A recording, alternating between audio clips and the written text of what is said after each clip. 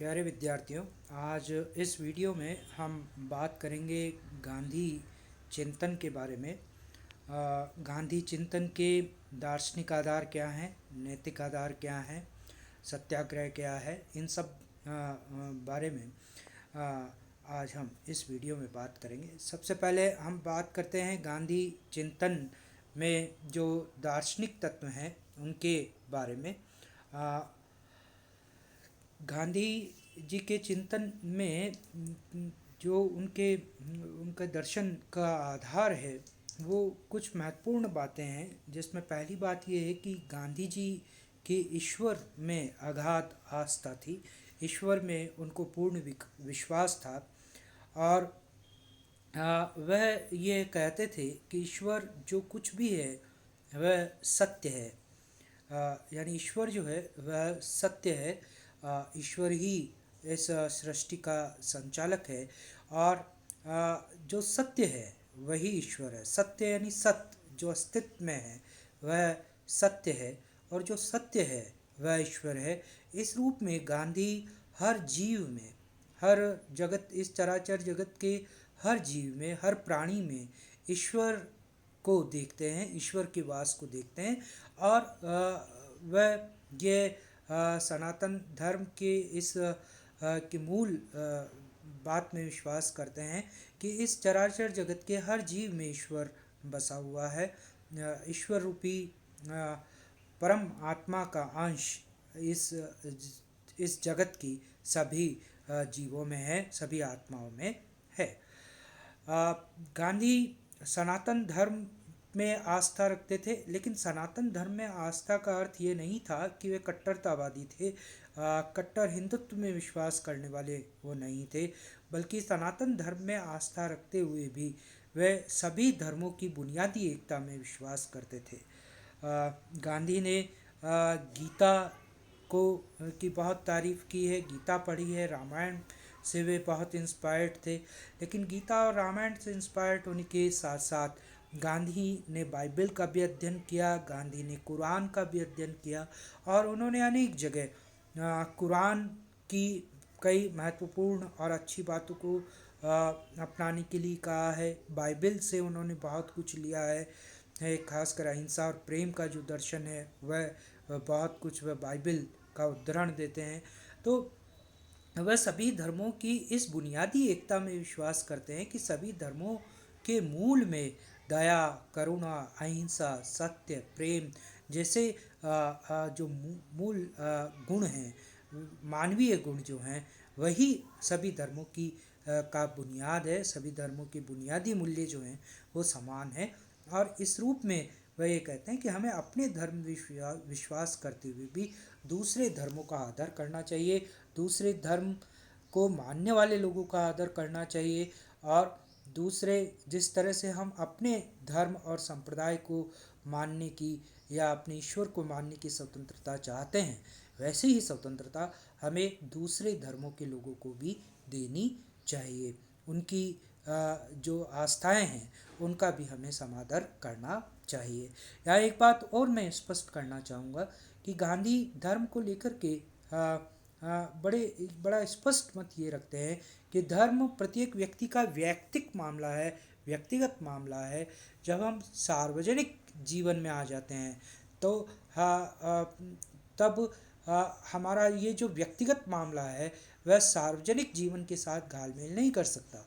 इसलिए हमारी व्यक्तिगत आस्थाएं जो हैं, हमारी जो विश्वास है, धर्म के प्रति हमारी जो विश्वास है या ईश्वर के प्रति हमारा जो विश्वास है वो हमारा व्यक्तिगत है। उसको सार्वजनिक जीवन के साथ नहीं मिलाना चाहिए। सार्वजनिक जीवन में जब हम आते हैं तब हमें दूसरे धर्मों का, दूसरे धर्म को मानने वाले लोगों का भी समादर करना चाहिए और उन्हें भी वही आज़ादी उनके धर्म को मानने की देनी चाहिए जो हम अपने लिए चाहते हैं। इसीलिए वह गोहत्या के मसले पर गांधी बड़े बेबाकी से ये कहते हैं कि मैं एक जानवर की हत्या के लिए इंसानों को नहीं लड़ा सकता, लड़ाने का पक्ष नहीं लेता। इसलिए अगर एक जानवर की हत्या होती भी है तो उसके लिए इंसानों को नहीं लड़ना चाहिए। हर व्यक्ति को अपने अपने धर्म का पालन करना चाहिए। फिर गांधी के चिंतन में प्रकृति से प्रेम है। गांधी प्रकृति से अगाध प्रेम करते हैं और उन्होंने ये कहा है कि इस सृष्टि में, इस धरती ने व्यक्ति को इतना कुछ दिया है कि वह हम सभी की आवश्यकताओं की पूर्ति कर सकती है। लेकिन वह यह भी कहते हैं कि अगर हम लालची हो गए, तो अगर मनुष्य लालची हो गया और उसने लालची होकर के प्राकृतिक संसाधनों को नष्ट करना शुरू कर दिया, प्रकृति को नष्ट करना शुरू कर दिया, तो फिर ये इतने संसाधनों से भरी हुई ये पृथ्वी भी सब लोगों की भूख नहीं मिटा सकती। यानी ये जो हमारी भूख है, और प्राप्त करने की जो भूख है, ये जो भौतिकतावादी संस्कृति है, वह प्रकृति को नष्ट कर देती है। इसलिए अगर हमें प्रकृति को बचाना है, प्रकृति के संसाधनों को बचाना है, तो हमें भौतिकतावादी संस्कृति से दूर जाना होगा। हमें अपनी आवश्यकताओं को परिसीमित करना होगा और हमें अपने सीमित संसाधनों के अंदर गुजारा करना होगा, ताकि हम प्रकृति को बचा सकें। प्रकृति के ऊपर ही हमारा जीवन निर्भर है। प्रकृति बचेगी तो ही हमारा जीवन बचेगा। ये सारी बातें गांधी अपने दर्शन में करते हैं। गांधी अद्वैतवाद में विश्वास करते हैं, यानी ईश्वर एक है। ईश्वर की सार्वभौमिक एकता में उनको विश्वास है। ईश्वर को जरूरी नहीं है कि हम बाहर ढूंढें, ईश्वर हमारे भीतर है। जैसा उन्होंने कहा कि वह सभी जीवों के अंदर है। तो इस अद्वैतवाद में विश्वास करते हैं। लेकिन वे शंकराचार्य के अद्वैतवाद के दर्शन में तो विश्वास करते हैं, लेकिन वे शंकराचार्य के मायावाद में विश्वास नहीं करते। शंकराचार्य का वह मायावाद जिसमें जगत को मिथ्या कहा गया है, जीव को तो ब्रह्म कहा गया है, लेकिन जगत को मिथ्या कहा गया है, उस बात में गांधी को विश्वास नहीं करते। गांधी जगत को मिथ्या नहीं मानते। अब हम देखिए गांधी चिंतन के नैतिक आधार क्या है। तो गांधी देखिए सबसे पहले जो है गांधी अहिंसा पर बल देते हैं।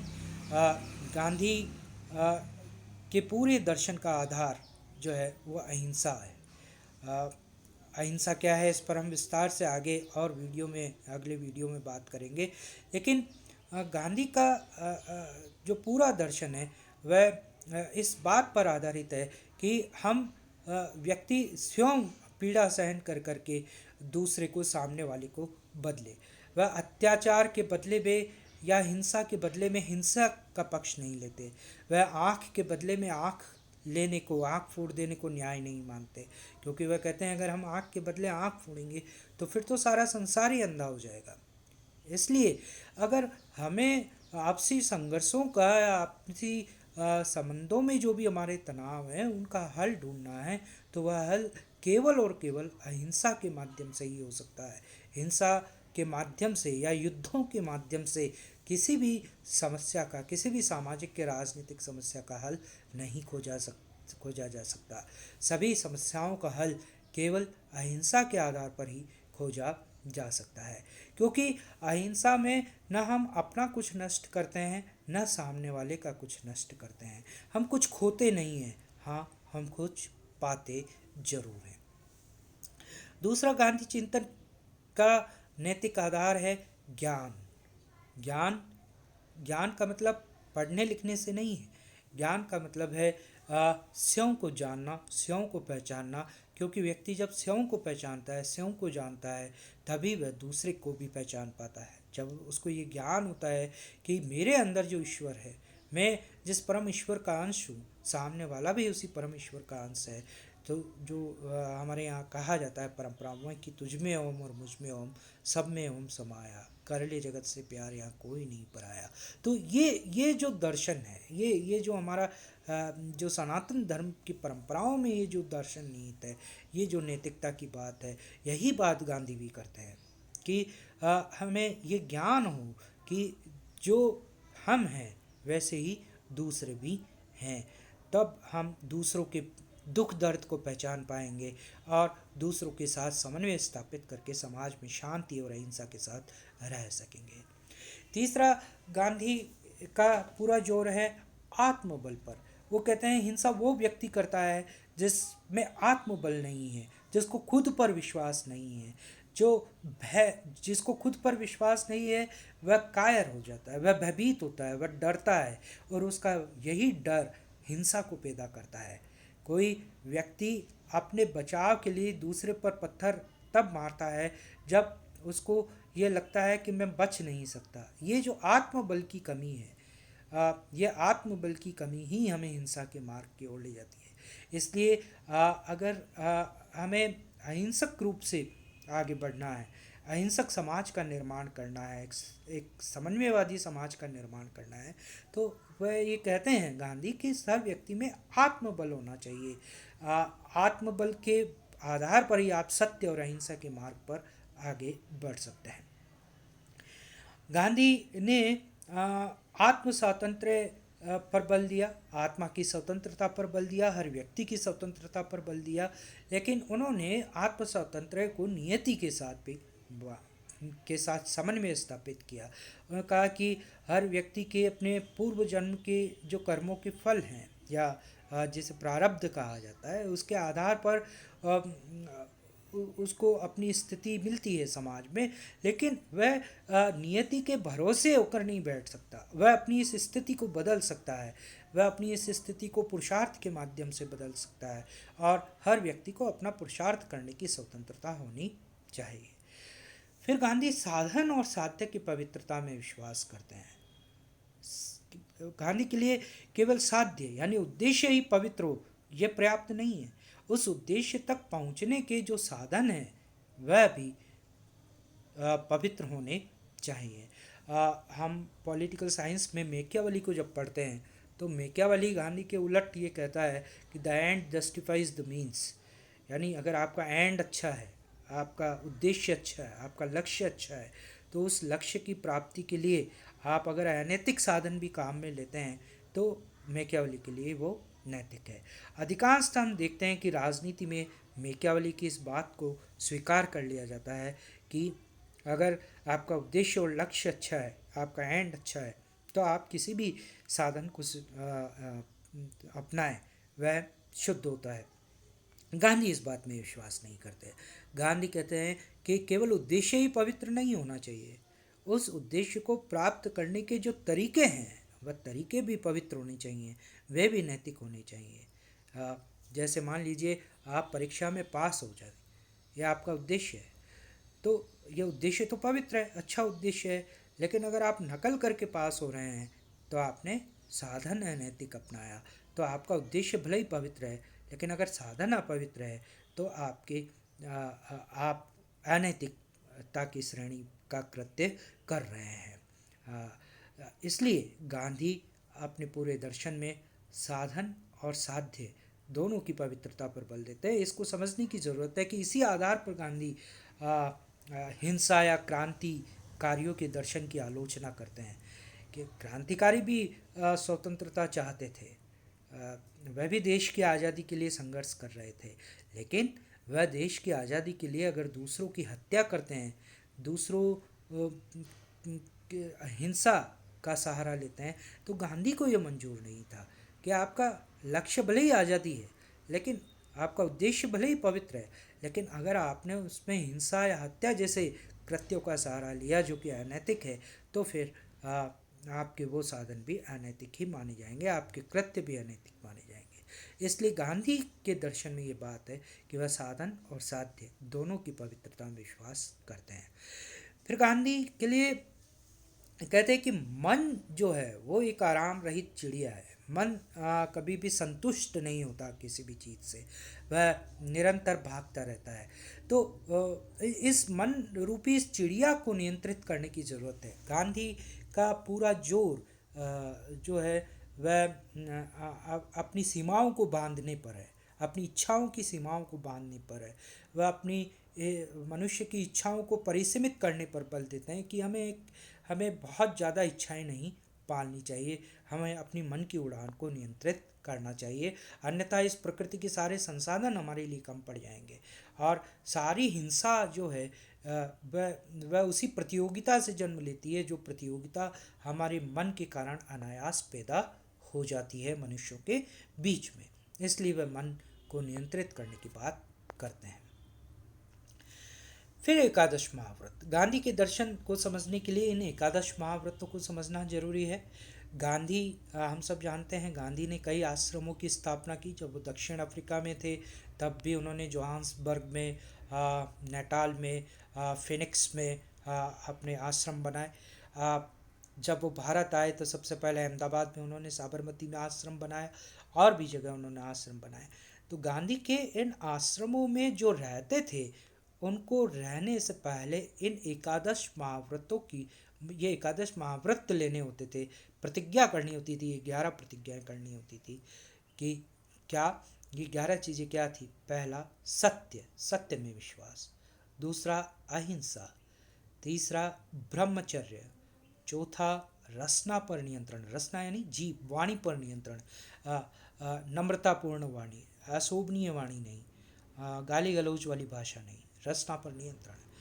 पांचवा अभय, निर्भीक। गांधी के दर्शन की सबसे महत्वपूर्ण और सबसे अच्छी बात है कि गांधी निर्भीक बनने पर बल देते हैं। आप देखिए गांधी स्वयं कितने निर्भीक थे। इतना दुबला पतला कृशकाय शरीर, लेकिन उसके बावजूद वे इतने बड़े अंग्रेजी शासन के खिलाफ उठ के खड़े हो गए। ये उनकी निर्भीकता थी, ये उनकी अभयता थी। जब आप जवाहरलाल नेहरू की डिस्कवरी ऑफ इंडिया को पढ़ेंगे तो डिस्कवरी ऑफ इंडिया में नेहरू जहाँ गांधी का परिचय देते हैं, वहाँ पर वह ये लिखते हैं कि गांधी ने हमें निर्भीक बनाया, गांधी ने हमें निर्भीक बनना सिखाया। तो यह अभय, निर्भीक होना। छठा अस्तेय, अस्तेय यानी चोरी न करना, कोई बात छुपाना नहीं। अपरिग्रह, अपरिग्रह यानी संग्रह न करना, इच्छाओं का संग्रह न करना, वस्तुओं का संग्रह न करना। आठवां कायिक श्रम, गांधी श्रम के महत्व पर बहुत बल देते हैं। कायिक श्रम, वह कहते हैं कि श्रम के बिना अगर आप रोटी खाते हैं तो वो चोरी है, बिना श्रम की रोटी चोरी है। ये जो अराजकतावादी दार्शनिकों की कही गई बात है, वह गांधी भी कहते हैं। कायिक श्रम पर वो, और कायिक श्रम में भी गांधी खेती पर बहुत बल देते हैं। गांधी कहते हैं कि सबसे महत्वपूर्ण जो कायिक श्रम है वो है खेती, कृषि। तो गांधी ने कहा कि हर व्यक्ति को कुछ न कोई श्रम, शारीरिक श्रम जरूर करना चाहिए, उसके बाद ही उसको भोजन करना चाहिए। स्वदेशी, अपने देश में उत्पन्न वस्तुओं को अपनाना। अछूतोद्धार, छुआछूत न करना। और तेजस्विनी नम्रता, दूसरों के प्रति विनम्रता का भाव रखना। ये एकादश महाव्रत की बात गांधी करते हैं। ये एकादश महाव्रत हर आश्रमवासी को लेने होते थे। फिर गांधी ने सत्याग्रह की बात की। सत्याग्रह का अर्थ होता है सत्य के प्रति आग्रह। गांधी ये कहते थे कि यदि आप ये सोचते हैं कि आप जो सोच रहे हैं, आपके जो विचार हैं वह सत्य हैं, और आप उन विचारों को के अनुरूप व्यवस्था चाहते हैं, सिस्टम को आप वैसा चाहते हैं जैसा आपके विचार है, और आपको लगता है कि आप न्यायपूर्ण विचार रख रहे हैं, आपकी बात सत्य है, तो आपको उस सत्य के लिए प्राप्त करने के लिए अहिंसक संघर्ष करना चाहिए। ये संघर्ष कैसे किया जा सकता है, या ये सत्याग्रह कैसे किया जा सकता है, उसकी तकनीक क्या है? उसकी तकनीक है सबसे पहला असहयोग। जैसे आप कोई बात मनवाना चाह रहे हैं और वह आपकी बात नहीं मान रहा है, आप सत्य के मार्ग पे हैं, लेकिन दूसरा जो शासन सत्ता है, वह शासन सत्ता अगर आपकी बात नहीं मान रही है तो आप उस शासन सत्ता के साथ असहयोग करना शुरू कर दें, जो 1920 में असहयोग आंदोलन गांधी ने अंग्रेजी शासन के प्रति किया। दूसरा है हड़ताल।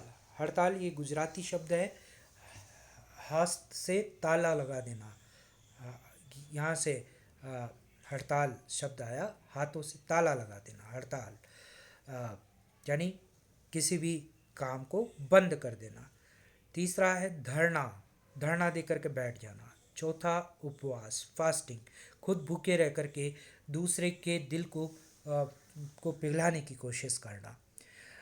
चौथा, पांचवा है हिजरत। हिजरत का अर्थ होता है जब किसी जगह आपकी बात नहीं सुनी जाती है, आपका आदर नहीं होता है, आपका निरंतर तिरस्कार हो रहा है, तो आप उस स्थान को छोड़ के चले जाएं, ये हिजरत कहलाता है। जिस जगह आपके बात को नहीं सुना जाता है, आपका तिरस्कार किया जाता है, आपकी उपेक्षा की जाती है, उस जगह को चुपचाप अहिंसात्मक तरीके से छोड़कर चला जाना हिजरत कहलाता है। छठा, सविनय अवज्ञा। इसकी बात मैंने पिछली वीडियो में भी की। विनय पूर्वक शासन सत्ता के आदेशों की अवज्ञा करना, जैसा 1930 में नमक तोड़ो आंदोलन के दौरान गांधी ने किया। फिर भी अगर व्यवस्था आपकी बात नहीं सुनती है, शासन सत्ता आपकी बात नहीं सुनती है, तो इससे पहले का शस्त्र पहले आना चाहिए बहिष्कार। बहिष्कार करना संस्थाओं का, वस्तुओं का, सेवाओं का, इन सब का बहिष्कार करना, जो गांधी ने असहयोग आंदोलन के दौरान किया। फिर आमरण अनशन। इसके बाद भी कोई बात ना बने, सामने वाला शासन सत्ता या सामने जिससे भी आप संघर्ष कर रहे हैं वो आपकी बात नहीं सुनता है, तो फिर आप आमरण अनशन करते हैं। अंतिम शस्त्र है। ये सारे वो तरीके हैं जिसके जरिए अहिंसात्मक तरीके से आप अपने को कष्ट दे करके सामने वाले का हृदय परिवर्तन करते हैं, शासन सत्ता का हृदय परिवर्तन करते हैं, उसको ये मजबूर करते हैं कि वह आपके सत्य बात को स्वीकार करे। उसका हृदय परिवर्तन करना सत्याग्रह के माध्यम से, यही सत्याग्रह की तकनीक है। अब क्या सीधा सत्याग्रह शुरू कर देना चाहिए? क्या किसी भी मांग को मनवाने के लिए हम सीधा सत्याग्रह शुरू कर दें? नहीं। गांधी ने उसके लिए एक पूर्व प्रक्रिया बताई है। किसी भी सत्याग्रह को आरंभ करने से पहले सबसे पहली चीज़, हमें वार्ता करनी चाहिए शासन सत्ता के साथ, व्यवस्था के साथ, या जिससे भी आप कोई मांग कर रहे हैं, अपनी बात मनवाना चाहते हैं, उसके साथ पहले आप वार्तालाप करें, संवाद करें, डायलॉग करें, उससे बात करें कि आप क्या चाहते हैं। लेकिन उस वार्तालाप के बाद भी अगर बात को नहीं सुना जाता है, तो फिर हम उसको समाज के अंदर ले जाते हैं, समाज के पंचों के बीच ले जाते हैं और वहाँ अपनी बात को रखते हैं। और फिर जो भी पंच फैसला होता है उसके आधार पर हम आगे बढ़ते हैं। लेकिन अगर पंच भी आपकी बात को सुनने को तैयार नहीं होते, तब फिर हम सत्याग्रह करते हैं। इन तीनों का ही उद्देश्य विरोध का शमन करना होता है। जो विरोध है शासन के प्रति, उसको हम शमन करने के लिए ये तीनों उपाय काम में लाते हैं। गांधी ने निष्क्रिय प्रतिरोध की भी बात की। निष्क्रिय प्रतिरोध यानी व्यवस्था को रोकने या उसका विरोध करने का जो तरीका है वो दो तरीके का हो सकता है, सक्रिय प्रतिरोध और निष्क्रिय प्रतिरोध। सक्रिय प्रतिरोध में हिंसा संभव है, निष्क्रिय प्रतिरोध में हिंसा नहीं होती। तो गांधी निष्क्रिय प्रतिरोध को स्वीकार तो करते हैं, लेकिन जब वह सत्याग्रह से उसकी तुलना करते हैं तो वो ये कहते हैं कि सत्याग्रह की तुलना, निष्क्रिय प्रतिरोध की तुलना में सत्याग्रह ज़्यादा बेहतर है। हालांकि दोनों ही विरोध के अहिंसात्मक साधन हैं, इसलिए दोनों ही गाय हैं, लेकिन वह ये कहते हैं कि निष्क्रिय प्रतिरोध दुर्बलों का शस्त्र है, जबकि सत्याग्रह वीरों का शस्त्र है। निष्क्रिय प्रतिरोध में तो आप कुछ करते नहीं है, ये असहयोग और जो 8 बातें हमने की, हड़ताल धरना, ये सब नहीं करते, केवल हम प्रतिरोध करने के लिए एक विरोध करते हैं हिंसात्मक तरीके से, लेकिन ये सब नहीं करते। तो ये दुर्बलों की अहिंसा है, दुर्बलों को शस्त्र है। हम डरते हैं व्यवस्था से, इसलिए हम चुप होकर के बैठ जाए, ये निष्क्रिय प्रतिरोध है। लेकिन हम सहयोग भी नहीं कर रहे हैं व्यवस्था का, लेकिन चुपचाप होकर के बैठ जाए, ये निष्क्रिय प्रतिरोध है। जबकि सत्याग्रह में हम ये सारे साधन अपना करके, व्यक्ति खुद पीड़ा सहन कर करके दूसरे के सामने वाले के हृदय को परिवर्तित करने का प्रयास करता है। अब हम बात करें कि सत्याग्रही कौन है। इस पर भी गांधी ने विस्तार से विवेचन किया है कि हर कोई सत्याग्रह नहीं कर सकता। सत्याग्रह करना बहुत बड़ी बात है। आज हम देखते हैं कि कई गांधी का नाम लेकर के नए युग के गांधी पैदा हो जाते हैं और कहते हैं कि हमने गांधी की तरह सत्याग्रह किया। इतना आसान नहीं है गांधी की तरह सत्याग्रह करना। गांधी के लिए सत्याग्रही कौन हो सकता है? जो पहली बात निर्भीक हो, जो भयभीत ना हो, चाहे कितने ही उसके ऊपर लाठियां बरसाई जाए, चाहे उसका कितने ही उसके ऊपर अत्याचार किया जाए, चाहे उसको समाप्त करने की पूरी कोशिश, पूरी व्यवस्था, पूरा सिस्टम, शासन सत्ता करती हो, लेकिन वह निर्भीकता के साथ अपनी बात पर अड़िग रहे, अपने सत्य पर अड़िग रहे। ऐसा निर्भीक होना चाहिए। दूसरा, सत्याग्रह ही वह हो सकता है जो साध्य और साधन की पवित्रता में विश्वास करता हो, जो अभी मैंने कहा, जो केवल साध्य की पवित्रता में ही नहीं, साधन की पवित्रता में भी विश्वास करता हो, जो नैतिक साधनों को अपनाने के लिए तैयार हो, भले ही सफलता धीरे धीरे मिले, देर से मिले, लेकिन वह साधन, पवित्र साधनों को अपना कर ही अपने लक्ष्य तक पहुंचने का प्रयास करे। तीसरा सत्याग्रही वह है जो परिणाम की अनिच्छा से सत्याग्रह करता है। वह उसका परिणाम क्या होगा, उस सत्याग्रह में सफलता मिलेगी कि असफलता मिलेगी, ये नहीं सोचता। वह इस परिणाम की अनिच्छा से, फल की अनिच्छा से सत्याग्रह करता है। वह इसलिए सत्याग्रह करता है क्योंकि वह यह मान रहा है कि वह जो चाह रहा है या वह जो कर रहा है वह सत्य है, वह सत्य के मार्ग पर चल रहा है। इसका रिजल्ट क्या होगा, उसकी अनिच्छा से वह यह सत्याग्रह करता है। और रिजल्ट की इच्छा क्यों नहीं करनी चाहिए, क्योंकि अंततः सत्यमेव जयते, सत्य की ही जीत होगी, इस बात में उसको पूरा विश्वास होना चाहिए। सत्य की अपराजयता में उसको विश्वास होना चाहिए। सत्याग्रही वह है जो सत्य की अपराजयता में विश्वास रखता है, जिसको यह पूर्ण विश्वास होता है कि सत्य में जयते, कि अंत में सत्य ही जीतेगा। सत्य परेशान हो सकता है लेकिन जीतता अंततः सत्य है। फिर सत्याग्रही को धन के प्रति अनासक्त होना चाहिए, वरना जैसे आपने कभी कोई आंदोलन शुरू किया, कभी कोई सत्याग्रह शुरू किया, लोग आपको पैसों के बल पर लालच देकर आपको खरीदने की कोशिश करेंगे, और आप किसी के लालच में आ गए, आपने अपना लक्ष्य छोड़ दिया और पैसे लेकर के आंदोलन ख़त्म कर दिया, तो आप सत्याग्रही नहीं है। ऐसे लोग सत्याग्रही नहीं हो सकते जो थोड़ा सा आंदोलन करते हैं और पैसे लेकर के फिर चुपचाप आंदोलन को ख़त्म कर दे और बैठ जाए। इसलिए असली सत्याग्रह वही हो सकता है जो धन के प्रति अनासक्त हो, जिसके मन में धन की कोई लालसा ना हो, जो केवल सत्य के लिए संघर्ष करने के लिए तैयार हो। फिर परिवार के मोह का त्याग, अंततः क्योंकि सत्याग्रह की अंतिम सीढ़ी है आमरण अनशन, कि अगर आपकी बात को स्वीकार नहीं किया जाए तो फिर आप आमरण अनशन पर बैठ जाते हैं, और जब तक आपकी बात को नहीं स्वीकार किया जाता, आप भले ही मर जाएं लेकिन आज उस आमरण अनशन से नहीं उठते हैं। हमने तो देखा आज के युग में तो लोग बीच में उठ करके चले जाते हैं, भूखे रहते हैं, थोड़े दिन तबीयत बिगड़ने लगती है और ख़त्म कर देते हैं आंदोलन। ये गांधी का तरीका नहीं है। गांधी तो भले ही आपकी मृत्यु हो जाए लेकिन आप अपने सत्य के ऊपर डटे हुए रहेंगे। और अगर आमरण अनशन तक आपको पहुंचना है तो सबसे पहली चीज़ ज़रूरी है कि आप परिवार के मोह को त्याग दें। सत्याग्रह करने वाला अगर परिवार के मोह को लेकर के चलेगा तो वह सत्याग्रह नहीं कर सकता, क्योंकि उसको ये डर होगा कि मेरे पीछे क्या होगा, मेरे बाद क्या होगा, परिवार का क्या होगा। ये भय अगर किसी के भीतर है तो वह सत्याग्रह नहीं कर सकता। फिर एक सत्याग्रही को धर्म में पूर्ण आस्था होनी चाहिए, ईश्वर में पूर्ण आस्था होनी चाहिए, ये विश्वास होना चाहिए कि ईश्वर जो है उसे सत्य तक जरूर पहुंचाएगा, सत्य की मंजिल तक जरूर पहुंचाएगा। फिर सत्याग्रही को मूल मांग नहीं बढ़ानी चाहिए। इसका आशय यह है कि गांधी ये कहते हैं कि जब आप सत्याग्रह आरंभ करते हैं, जब कोई आंदोलन आरंभ करते हैं, तो आपकी मांग पहले ही डिसाइड हो जानी चाहिए, पहले ही निर्धारित हो जानी चाहिए। अब व्यवस्था ने उस मांग को मान लिया और फिर आपने कहा नहीं नहीं नहीं, अब मुझे तो और ये यही नहीं, ये भी चाहिए, यानी आपने अपनी मांग को बढ़ा दिया। जैसे मैं फॉर एग्जांपल मैं कहूँ कि आपने कहा कि साहब आपने कोई सत्याग्रह आरंभ किया कि मेरे गांव में स्कूल नहीं है, स्कूल बननी चाहिए। ठीक है, आपने इसे एक बात को, अब सरकार ने उस बात को मान लिया कि ठीक है आपके गांव में हम स्कूल खोलते हैं, लेकिन अब आप कहते हैं नहीं नहीं नहीं साहब, स्कूल ही नहीं, आप हॉस्पिटल भी खोलिए।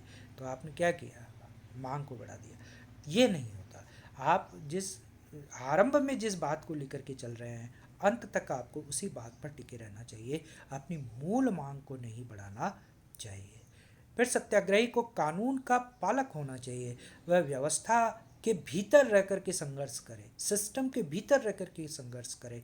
सिस्टम के बाहर जाकर कानून को तोड़कर व्यवस्था को बिगाड़ने का काम सत्याग्रही नहीं करता।